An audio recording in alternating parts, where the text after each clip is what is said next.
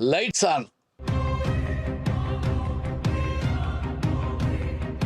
வணக்கம். திங்கக்கிழமை பிறந்த உடனே நமக்கு ஒரு பெரிய மகிழ்ச்சி ஏற்படுது. ஒரு புதிய பூ மலர்வதைப் போல நம்முடைய மனமும் மகிழ்ச்சியால் மலர்ந்து துள்ளிக் கொண்டிருக்கிறது.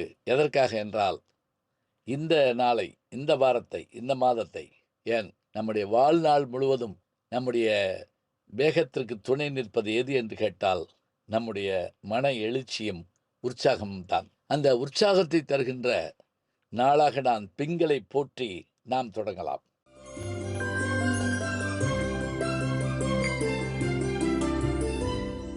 வழக்கமாக நம்ம பார்ப்போம், யாரோ ஒருத்தருடைய வாழ்க்கை, யாரோ ஒரு எழுதின புத்தகம், எவருடைய கவிதையோ, யாரோ சொன்ன ஒரு வார்த்தை, நம்முடைய ஆசிரியரிடத்தில் கற்ற ஒரு செய்தி, இப்படி பல்வேறு வகையான செய்திகள் நம்முடைய வாழ்க்கையை வழிநடத்தலாம்.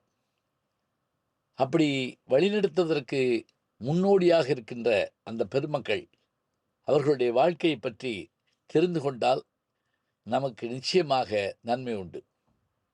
அப்படி யாரை பார்க்கலாம்? எனக்கு தெரிந்து இந்தியா முழுமைக்கும் ஒரு பெருமை சேர்க்கின்ற ஒரு பெயர். அதோடு மட்டுமில்லை, மன்னனாக பிறந்து மனைவி மக்களோடு வாழ்ந்து பொய் கூறமாட்டேன் என்கின்ற அந்த ஒரு கோட்பாட்டோடு, கொடுத்த வாக்கை தவறமாட்டேன் என்கின்ற அந்த நெறியோடு அத்தனை துயரங்களையும் பட்ட ஒரு மனிதனுடைய வாழ்க்கையைத்தான் நாம் இன்றும் பேசிக்கொண்டிருக்கிறோம். யார் அந்த மனிதன்? அந்த மனிதன் சொன்ன ஒரு வார்த்தை இன்றைக்கும் நம்முடைய அரசாங்கம் கூட அதைத்தான் கடைபிடித்துக் கொண்டிருக்கிறது. ஆம், வாய்மையே வெல்லும். இதுதான் நம்முடைய தமிழக அரசினுடைய கோட்பாடுகளில் ஒன்று. இந்த வார்த்தைக்கு சொந்தக்காரன் யார்?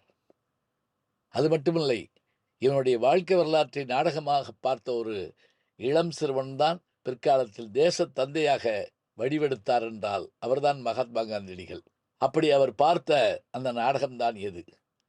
அந்த கதையின் நாயகன்தான் யார்? இந்த கதை தொடங்குகிற போதே விண்ணுலகத்தில் தொடங்குகிறது.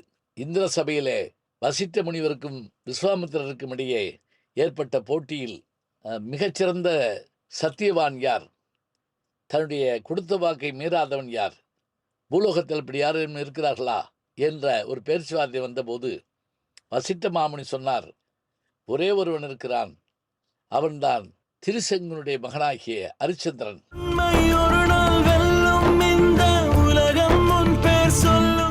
என்று சொன்னவுடன் உடனே விஸ்வாமித்திரர் ஏளனமாக சிரித்து, அப்படியெல்லாம் ஒருவன் இருக்க முடியாது, அப்படியே இருந்தாலும் அவனை பொய் சொல்ல வைப்பேன், வாக்கு தவற வைப்பேன், இது சத்தியம் என்று சொல்லிவிட்டு புறப்படுகிறார். இப்போது பூலோகத்துக்கு வருகிறோம். அயோத்தி மாநகரத்தை ஆண்டு கொண்டிருந்த மன்னனுடைய பெயர் அரிச்சந்திரன். தனக்கு மணமகளாக வருகின்ற மணமகளை தேடி பல்வேறு இடங்களில் அவன் சென்று வந்து பார்த்து வருகிறான்.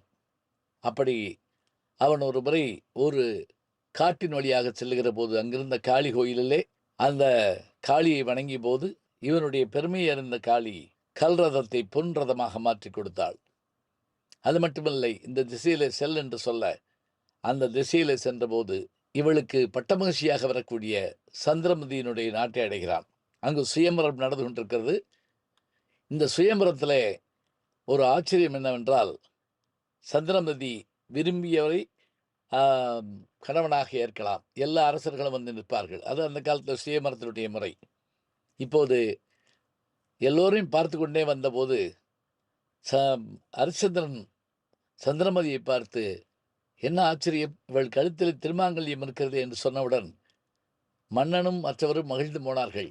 ஏனென்றால் அவள் பிறக்கிற போதே எப்படி கர்ணன் கவசகுண்டலத்தோடு பிறந்தான், அதுபோல பொற்றாளியோடு பிறந்தாள் என்ற ஒரு நம்பிக்கை உண்டு. இந்த தாலி மற்றவர் கண்ணுக்கு தெரியாதாம். யார் கணவனாக வருகிறானோ அவன் கண்ணுக்குத்தான் தெரியுமா. எனவே இவனே தன் கணவன் என்று அவள் வரித்தால் திருமணம் நிகழ்ந்தது. மனைவியை அழைத்து கொண்டு தன் நாட்டுக்கு வந்தான். ஒரு குழந்தை பிறந்தது. லோகிதாசன் என்ற பெயர். 7 வயதாக இருந்தவனுக்கு சத்தியகீர்த்தி என்ற அமைச்சர். இப்படி இருக்கிற போது விஸ்வாமித்திரர் தன்னுடைய வேலையை தொடங்குகிறார். காட்டிலே விலங்குகள் வருகின்றன. வேட்டையாடச் செல்கிறான் மன்னன். சென்ற இடத்தில் அவர் அனுப்பிய 2 பெண்மணிகள் வந்து அரிச்சந்திரனை மயக்க முயல, இல்லை இல்லை, நான் சத்தியம் தவற மாட்டேன் என்று சொன்னவுடன் அப்படி என்றால் எங்களுக்கு பொற்காசுகள் தாருங்கள், எங்களுக்கு பொருள் வேண்டும் என்று கேட்டபோது, தன்னிடத்தில் பொருள் இல்லை என்றபோது விஸ்வாமித்திரர் தோன்றி, ஏன் இல்லை என்கிறாய்?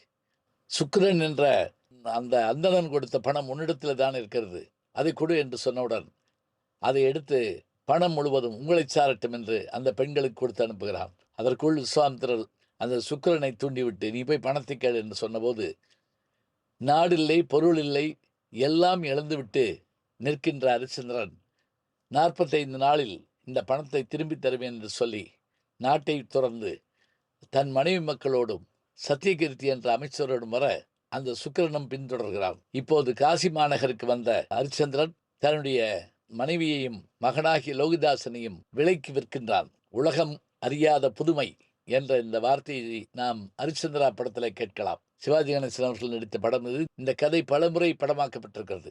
ஏன் நன்றாக சொல்வதாக இருந்தால், இந்தியாவுடைய முதல் சினிமாவினுடைய பேரே ராஜா ஹரிச்சந்திரா தான். இப்போது மனைவியும் குழந்தையும் ஒரு அந்தணன் வந்து அடிமையாக எடுத்துக்கொண்டு செல்ல, பிறகு அந்த சுக்கிரன் அந்த பணத்தை பெற்றுக்கொண்ட பிறகு, எனக்கு நீ ஏதாவது தர வேண்டும் என்று கேட்டபோது, தன்னையும் தன்னுடைய மந்திரியாகிய சத்தியகீர்த்தியையும் அந்த காசி மாநகரத்து சுடுகாட்டிலே பிணமெரித்து கொண்டிருக்கக்கூடிய வீரபாகு என்கின்ற அவனிடத்தில் தன்னை விற்றுக்கொண்டு தன்னுடைய மந்திரியையும் விற்றுக்கொண்டு அதன் மூலம் கிடைத்த பணத்தை அவனுக்கு கொடுக்கின்றான். விஸ்வாமித்திரர் தோன்றி சொல்லுகிறார், இப்போதாவது சொல், நான் உனக்கு நாடு கொடுக்கவில்லை, நான் எல்லாவற்றையும் திருப்பித் தருகிறேன். இல்லை, நான் உண்மைக்காக எதையும் இழக்க தயங்க மாட்டேன் என்று சொல்லிவிட்டு பிணமரிக்கச் செல்கிறான். அப்படி அவன் பிணமரிக்கிற போது கிடைக்கிற பணம் என்ன என்றால், கால் பணமும் முளத்துண்டும் அந்த வீரபாகுக்கு சொந்தம். பிணத்துக்கு போடுகின்ற வாய்க்கரிசியும் மற்ற பொருள்களும் ஹரிச்சந்திரனுக்கும் அமைச்சருக்கும் தரப்படும். அதை பசுமாட்டினுடைய கோமியத்திலே கழுவி பிறகு நீரிலே சுத்தப்படுத்தி அதனை உண்டு கொண்டிருந்திருக்கிறார்கள். அப்படி இருந்தபோதுதான் ஒரு முறை ஹரிச்சந்திரன் தன்னுடைய கனவிலே தோன்றுகின்ற காளியிடத்தில் பேசுகிறான். காளி, எத்தனையோ முறை கனவில் தோன்றியிருக்கிறாய், அப்படி தோன்றுகிற போதெல்லாம் நீ இடத்தில் பேசுவாய், ஆனால் ஒரு வார்த்தை கூட நீ சொல்லவில்லையே. செங்கோலை பிடித்த கை இப்போது பிணமரிக்கும் சுடுகோலை பிடிக்கும் என்றது ஏன் நீ சொல்லாமல் போய்விட்டாய் என்று கலங்குகிறான். ஆனால் அவனுடைய வாழ்க்கையில மாற்றமில்லை. இதற்கு மேலும் சோதனை வந்தது. அந்தண்ணன் வீட்டில் வேலைக்கு சென்ற சந்திரமதி கடுமையான வேலைகளிலே ஈடுபடுத்தப்படுகிறாள். மகனும் அதே போல பணியாளாக கடும் துன்பப்படுகிறான். ஒரு நாள் தர்ப்பை புல் அறுத்து வரச் சொல்ல போன இடத்தில் பாம்பு கடித்து விட அவன் இறந்து விட்டான் என்பதை கேள்விப்பட்டு எல்லோ பிள்ளைகளும் ஓடிவிட பிள்ளையை தூக்கி கொண்டு தாய் சந்திரமணி கதறிபடி ஈமக்கரிகள் செய்ய சுடுகாட்டுக்கு வருகிறாள். வந்த இடத்தில் பிணமரிக்க பணம் கேட்கின்றான் ஹரிச்சந்திரன், அவள் தன் மனைவி என்பது தெரியாமல். அவளோ சொல்லுகிறாள், நான் அனாதை, கணவன் இல்லை, பிள்ளை இல்லை, நாடு இல்லை, நகரமில்லை என்று சொன்னபோது ஹரிச்சந்திரன் ஒரு கேள்வி கேட்டான். உன் கழுத்தில் தாலி மட்டும் இருக்கிறதே என்று கேட்டவுடன், சுவாமி நீங்களா என்று கதறி அழுதாள். என்றால் அவன்தான் தன் கணவன் என்பது அப்போது அவளுக்கு தெரிகிறது. எப்படி இருந்தாலும் நான் வீரபாகுக்கு பணம் கொடுக்க வேண்டும், அதனால் நம் மகனின் பிணமாக இருந்தாலும் பரவாயில்லை, அதற்குரிய அந்த முளத்துண்டும் கால் பணமும் வாய்க்கரிசியும் வேண்டும், போய் அந்தந்த வாங்கி வா என்று சொல்ல, அவள் போகிற வழியிலே ஒரு கால் தடிக்கு விழுந்தபோது அங்கு ஒரு சிறுவனின் பிணத்தை பார்த்து, ஐயோ நம்முடைய பிள்ளையை பேய் தூக்கி கொண்டு போய்விட்டது என்று சொல்லி அதை தூக்கி எடுத்து பார்த்தபோது அது அரசனின் மகனாக இருக்க, இதை கேள்விப்பட்ட அரசன் இவள்தான் தன் பிள்ளையை கொன்றான் என்று சொல்லி இவளுடைய தலையை வெட்டிவிடுங்கள் என்று சொன்னவுடன் அவளை குற்றவாளியாக அந்த சிறுவனின் பிணத்தோடு கொண்டு வந்து வெட்டுமாறு யாரை பணிக்கிறார்கள் என்றால் ஹரிச்சந்திரனை படிக்கிறார்கள். அப்போதும் விஸ்வாமித்திரர் தோன்றுகிறார். தோன்றி, ஹரிச்சந்திரா, நீ வெட்டப்போது உன் மனைவி, விழுந்து கிடப்பது உன் மகன், இப்போதாவது எனக்கு நாடு தரவில்லை, நான் உங்களுக்கு தருவதாக சொன்னதெல்லாம் பொய் என்று ஒரு வார்த்தை சொல் என்று சொல்ல, இவ்வளவு நடந்துவிட்டது, இனி எனக்கு என்ன இருக்கிறது, இழக்க எதுவும் இல்லை என்று சொல்லிவிட்டு தன்னிடத்தில் இருந்த அந்த வெட்டர்வாளால் குனிந்து தன்னை வணங்கியிருந்த சந்திரமதியின் கழுத்தை நோக்கி அவன் வீசிய போது அது மாலையாக விழுந்தது. எல்லா தேவர்களும் கடவுளர்களும் வந்தார்கள். ஹரிச்சந்திரனை புகழ்ந்தார்கள்.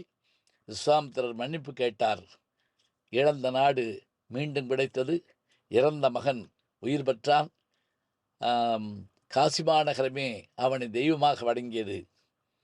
அவனே இந்த பெருமைக்கெல்லாம் காரணமான ஹரிச்சந்திர மகாராஜா. சமீபத்தில் நான் காசி போயிருந்த போது அந்த காசி மாநகரத்தினுடைய கங்கை கரையில் ஹரிச்சந்திரன் அங்கே பிணமரித்து வேலை பார்த்த அந்த இடத்தை இன்றைக்கும் அவர்கள் கோவிலாக வணங்கிக் கொண்டிருக்கிறார்கள் என்பதை பார்த்தேன். ஆம், மனித வாழ்க்கையில் குறிக்கோளோடு வாழ்கின்ற எவனும் இறப்பதில்லை, மரிப்பதில்லை.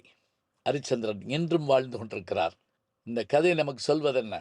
நல்ல மனிதர்களுக்கு துன்பம் வரும். அப்படி துன்பம் வருகின்ற நேரத்தில் நாம் தளராது நின்றால் அந்த துன்பம் நம்மை விட்டு விலகிவிடும். துன்பத்திற்கே துன்பம் கொடுத்தால் அந்த துன்பம் நம்மை விட்டு போய்விடும் என்பார் வள்ளுவர். இடும்பைக்கே இடும்பை கொடுப்பர், இடும்பைக்கு இடும்பை படாதவர் என்பார். அதுபோல துன்பத்துக்கே துன்பம் கொடுத்து சுட சுட மிளிரும் பொன்னாக திகழ்ந்தவன் ஹரிச்சந்திரன். ஹரிச்சந்திரனுடைய பெயர் அன்றைக்கும் இன்றைக்கும் என்றைக்கும் நிற்கும். ஹரிச்சந்திரன் கதை நமக்கு சொல்வது என்ன என்றால், நட்புக்கு சத்தியகீர்த்தி, கற்புக்கு சந்திரமதி, சத்தியத்திற்கு ஹரிச்சந்திரன், பாசத்திற்கு அவனுடைய மகனாகிய லோகிதாசன். எல்லாவற்றுக்கும் மேலாக எவர் என்ன செய்தாலும் உண்மை ஒருபோதும் தோற்காது. நல்ல செய்திகளை நாளும் சிந்திப்போம். நாளை சந்திப்போம். நாளும் நல்ல தமிழ் கேட்க முனைவர் ஞானசம்பந்தம் அவர்களின் கேளுங்கள். கண்டிப்பாக கேளுங்க. நான் கேட்டுட்டு இருக்கேன். நம்முடைய ஜி ஞானசம்பந்தன் யூடியூப் சேனலை தொடர்ந்து எக்ஸலம், இன்ஸ்டாகிராம், ஃபேஸ்புக், வாட்ஸ்அப் என்று அனைத்து தளங்களிலும் நாம் இயங்கிக் கொண்டிருக்கின்றோம். நீங்களும் எங்களோடு வாருங்கள்.